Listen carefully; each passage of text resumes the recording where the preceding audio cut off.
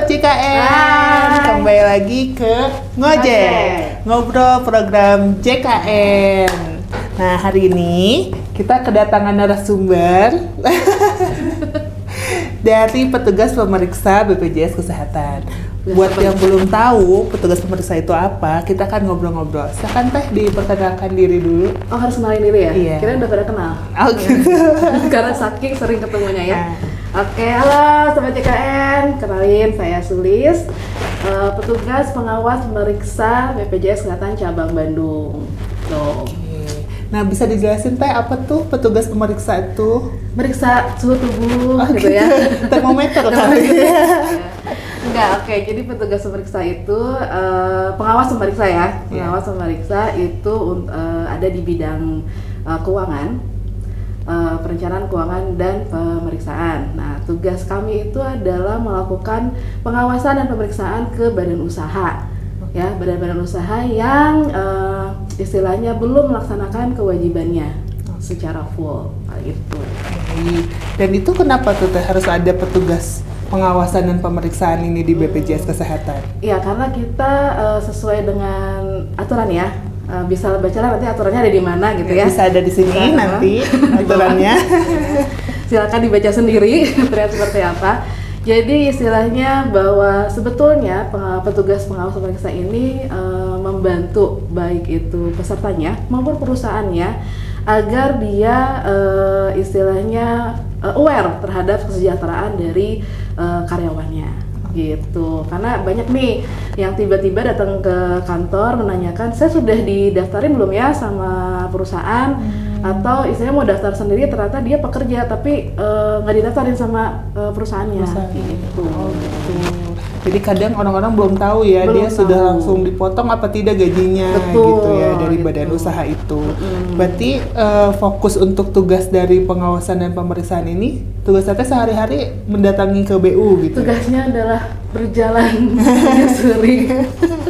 menyusuri jalan-jalan wilayah Kota Bandung untuk ya istilahnya kita kunjungan ke badan usaha yang kita punya datanya, dia belum melaksanakan kewajibannya, bisa satu belum mendaftarkan karyawannya, terus dia sudah mendaftarkan karyawannya tetapi belum full 100% gitu ya.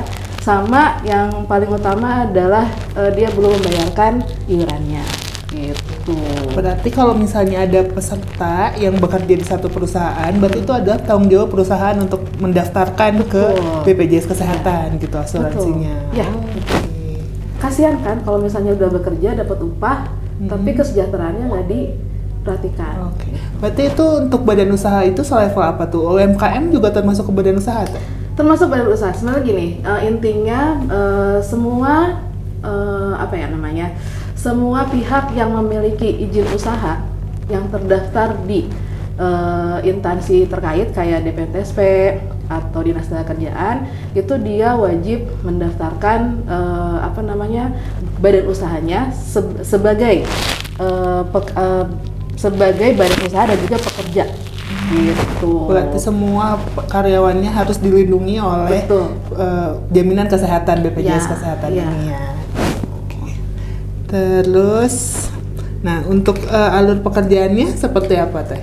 Dari awal sampai akhir. Jadi gini, nanti itu kami mendapatkan data baik dari teman-teman kita ya yang lain dari bagian kepesertaan, dari bagian keuangan, bahwa mereka menemukan sejumlah badan usaha yang istilahnya belum menyelesaikan kewajibannya.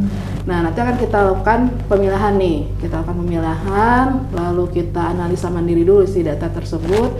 Lalu kalau misalnya memang sudah fix ini harus kita kunjungi, kita lakukan pendekatan terlebih dahulu seperti pengiriman surat, telepon, baru nanti kita lakukan kunjungan gitu. Nah, rata-rata nih yang kalau misalnya sudah mereka sudah confirm by phone ataupun balasan surat, kita nggak perlu kunjungan lagi. Tapi kalau misalnya belum ada informasi apapun dari badan usahanya, kita kan jadi ngawang-ngawang ya. Ini badan usaha masih ada atau enggak, atau istilahnya badan usahanya kemana ya. Jadi kan kita rindu gitu dengan si badan usaha itu ya, kangen berat gitu dengan si BU itu, jadi kita sepakat bimbingan. Gitu. Berarti ini kalau misalnya itu kan tadi dari data yang kita himpun dari kepesertaan misalnya ya. Kalau misalnya ada pekerja nih, misalnya pekerja kok saya sudah bekerja lama di perusahaan ini, kok saya belum dapat BPJS gitu, dia bisa melaporkan? Bisa banget. Jadi misalnya nih tiba-tiba kayak tadi kan datang nih ke kantor kita, dia mau daftar. Terus ternyata dari tim teman-teman kita yang di bawah, yang di frontliner, Bapak kalau bekerja kan harus terdaftarnya dari perusahaan kan. Nah, itu akan bisa kita kunjungi gitu. Berdasarkan karyawan A atau misalnya berdasarkan informasi yang kita dapatkan, perusahaan Bapak belum mendaftarkan pesertanya atau mendaftarkan pegawainya untuk menjadi peserta. Itu bisa kita kunjungi untuk mendapatkan konfirmasi kenapa sih. Berarti kan para pekerja yang misalnya merasa belum terlindungi oleh jaminan kesehatan bisa langsung melaporkan ke kita. Bisa, gitu ya. Bisa banget. Nah, untuk iurannya sendiri untuk pekerja itu bagaimana Teh? Pembayarannya? Untuk iuran masih belum berubah. Tetap ya iuran itu 5% dari gaji pokoknya kan. Atau namanya take home pay. Di situ ada gaji pokok plus tunjangan plus apalah itu istilahnya ya, yang nantinya diterima oleh si pekerjanya. Nah, dari situ potongannya adalah 5% kali gaji tersebut, lalu 1%-nya itu dari peserta atau pekerja. Nah, 4%-nya itu dari perusahaannya. Gitu. Jadi itu ada kewajiban perusahaan juga untuk melindungi karyawannya ya. Sebanyak 4%. Dan 1%-nya dari potongan gaji dari pegawai itu sendiri. Betul. Itu. Mbak Ratu punya perusahaan? Jangan lupa didaftarin ya. Gitu ya. Nanti saya jadi pengusaha dulu ya. Berarti ini tuh untuk lingkupnya adalah satu di perusahaan di BU-BU yang ada di Kota Bandung saja. Kota Bandung. Bukan Bandung dan sekitarnya ya. Kota Bandung toh. Kota Bandung saja. Ada pengalaman apa lagi Teh yang bisa Teteh ceritakan selama menjadi petugas pengawasan dan pemeriksaan ini? Ya, kalau pengalaman tuh kebanyakan rata-rata badan usahanya pada saat kita kunjungan itu sudah tidak berada lagi di tempat itu. Jadi dia sudah tidak ada histori pembayaran, terus pas dikunjungi tidak ada ternyata perusahaannya. Kunjungnya tidak ada, terus kalaupun ada ada tempatnya ya, terus tetapi dalam keadaan terbengkalai, tapi ada orang. Tapi ada orangnya, tapi ya istilahnya dia hanya penunggu di situ gitu. Tapi tidak ada bisnis yang berjalan di situ. Betul, terus nggak tahu apapun. Jadi saya nggak tahu, nggak ada usaha apapun di sini. Saya hanya penunggu aja di sini. Gitu. Terus bagaimana mencarinya? Sedih ya, langsung duduk sedih gitu. Udah jauh-jauh datang, terus ke tempat itu terus nggak ditemuin, itu sedih banget. Jadi kesannya kita kehilangan orang yang harus kita cari ya. Yang intinya kalau udah dapet kayak gitu, kita lapor lagi sih ke tim kepesertaan bahwa ini masih ada kontak nggak dengan PIC-nya atau gimana, karena pada saat kita kunjungan ini nggak ditemukan gitu. Dan kalau misalnya nanti ke depannya tetap tidak ada solusi, kita laporkan ke Badan Pengawas Tenagakerjaan. Gitu. Berarti ini ada kerjasama dan kolaborasi juga dengan instansi dari yang lainnya. Baik. Makanya jadi badan usaha kalau misalnya mau pindah, mau ganti PIC atau apapun, tolong informasikan. Gitu, mau pindah alamat juga harus dikasih tahu ya. Iya, gitu. Nah, untuk pembayaran dari badan usaha sendiri setiap tanggal berapa tuh? Pembayaran maksimal itu tanggal 10 ya. Tetap 10. Sama kayak yang peserta perorangan, dari tanggal 1 sampai dengan tanggal 10. Gitu. Berarti harus clear semua. Clear ya. Gitu. Biar tetap aktif. Semua. Betul. Gitu, ada lagi? Apa lagi ya? Iya. Mau pesan boleh kan ya? Boleh. Iya, pesan untuk badan usaha ataupun peserta yang bekerja dan diawasi dan dibayarkan oleh badan usaha, silakan. Iya. Para badan usaha yang aku sayangi, udah. Sahabat-sahabat tulis ya, baik. Kalau misalnya, jadi tolong teman-teman tidak perlu takut kalau misalnya ada pengawas, ada petugas pengawas pemeriksaan dari BPJS, karena tolong anggaplah kami sebagai bestinya yang sudah lama tidak bertemu gitu. Rindu gitu. Jadi kita karena kemana sih ini nggak ada informasi apapun gitu.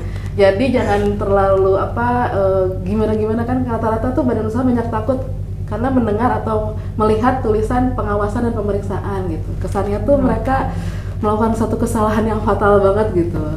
Padahal kita padahal hanya enggak. mau berkunjung Betul, saja kita dan menanyakan. menanyakan, mengunjungi apa namanya? Karena kita rindu dan kangen gitu dengan badan usaha.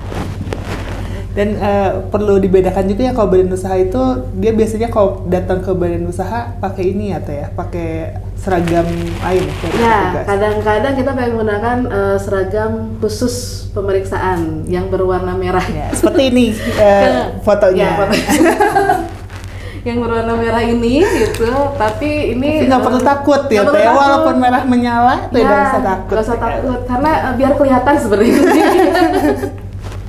Gitu Mbak Ratu.